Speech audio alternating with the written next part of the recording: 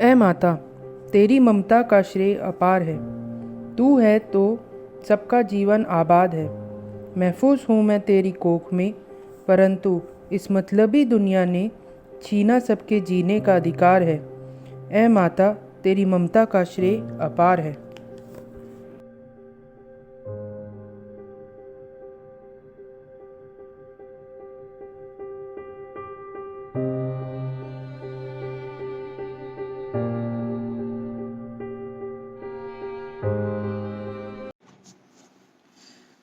हाय।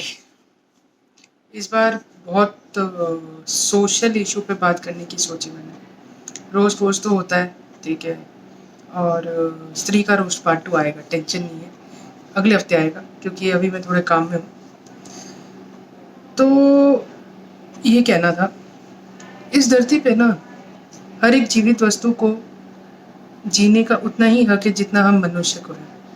हम खुद को इंसान बुलाते हैं, लेकिन हमारी हरकतें एक जानवर से भी बदतर होती है। जानवर भी हम लोग को तब छेड़ते हैं जब हम उनको पलट के कुछ करते हैं।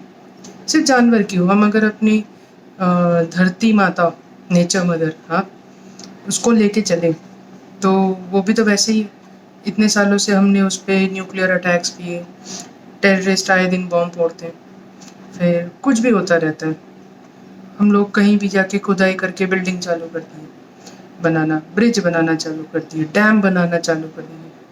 लेकिन कभी हम लोगों ने ये नहीं सोचा कि नेचर, हमारी धरती पे भी एक वेट है, वो कितना पड़ रहा है। हम उसकी पूजा भी करते हैं और उसको हानि भी पहुंचाते हैं। जैसे कुछ दिनों पहले या कुछ हफ्तों पहले ही कह लो, हमारे देश में साइक्लोन आया, एम्फन आया, निसर्ग आया। इसके लिए दुनिया नेचर को दोष देती है कि 2020 में कितना बुरा साल है, इसको काली से ही है ना डिक्लेयर करो, ये करो वो करो।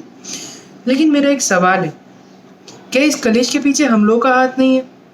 छी, सोच के देखो। और जवाब दिल से हाँ ही आएगा, लेकिन कोई मानेगा नहीं, क्योंकि हम इंसानों की फितरत ही होती है कि कुछ भी हो जाए अपनी गलती नहीं मानेंगे भैया।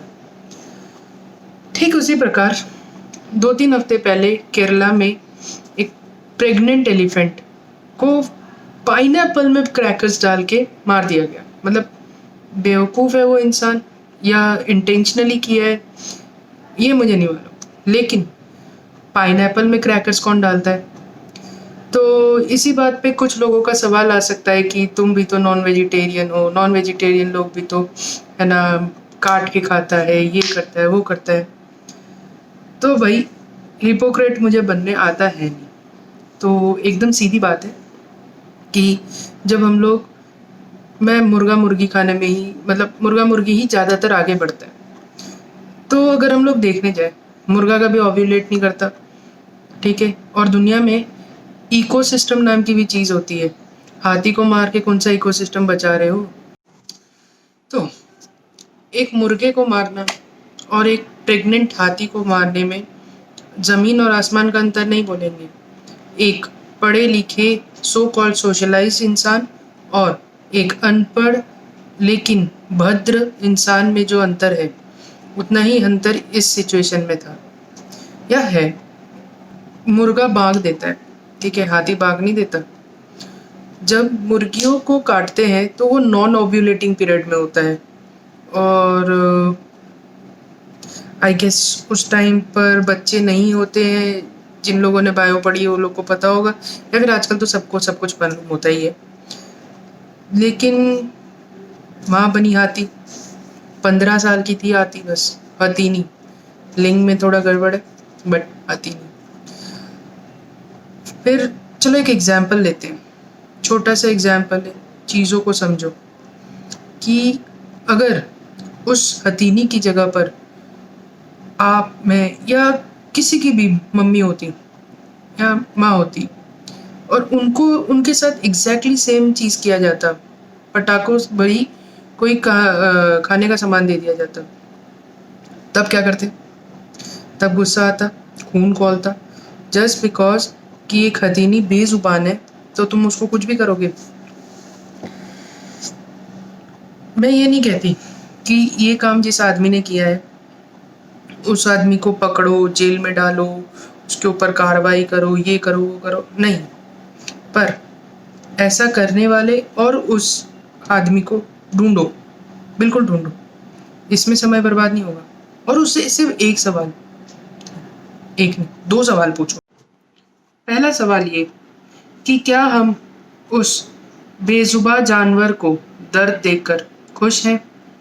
और दूसरा सवाल ये कि हम इंसान जो एक-दूसरे को काटने, मारने में है ना लगे हुए हैं, क्या अकेले बचकर इस इकोसिस्टम को सँभाल लेंगे?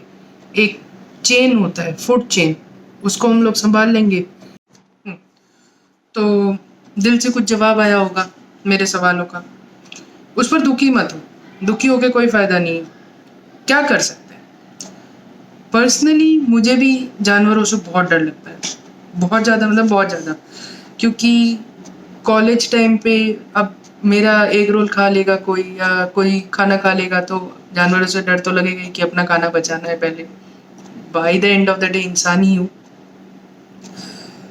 लेकिन ऐसा कभी नहीं हुआ कि अगर है ना कोई रास्ते पे है ना ठंड का मौसम है, थुड़-थुड़ा रहा है, तो उसको ऐसे इग्नोर करके चले गए।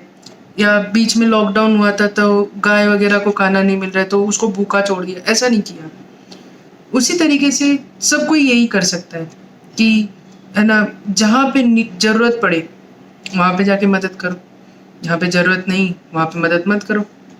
लेकिन उन लोग को टॉर्चर मत करो।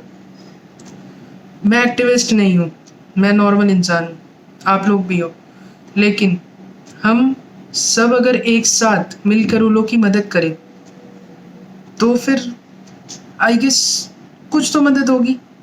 जब सिर्फ है ना सोशल मीडिया पे या इंस्टाग्राम, व्हाट्सएप पे स्टेटस डालने से कि है ना भाई कि ये लोग के अगेंस्ट में ऐसा हो रहा है, इससे तुम एक्टिविस्ट या तुम उनको टॉर्चर से नहीं बचा सकते।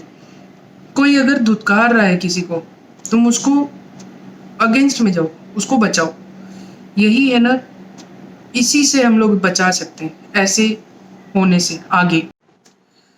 तो फिर यहीं पे आज ख़त्म करते हैं। जाते-जाते कुछ चंद शब्द मैंने ही लिखा है।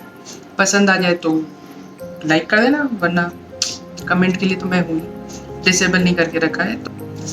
तो लाइनें मेरे को याद है नहीं क्योंकि लिखा मैंने तो याद भी रहता नहीं है मेरे को। लाइनें कुछ ऐसी हैं। दूर तो इंसान इस सुंदर वातावरण से है, काश हम भी सीख पाते जीने का सलीका इन बेजुबानों से। अगर हाथ में है तुम्हारे, बचा लो अपने अंदर के दरिंदों से इन्हें। क्या पता आने वाली अगली सुबह हंसकर मनुष्य कहलवा दे फिर से तुम्हें। दूर तो इंसान है इस सुंदर वातावरण से। रुको गाइस, जाना नहीं, अभी एक मौका भी है, दस्तूर भी, तो एक छोटा सा tribute to the person whom I miss really a lot in my life, और वो भी माँ है। शायद मेरे लिए छोटी है लेकिन मेरी छोटी बहन के लिए वो बहुत इम्पोर्टेंट है। तो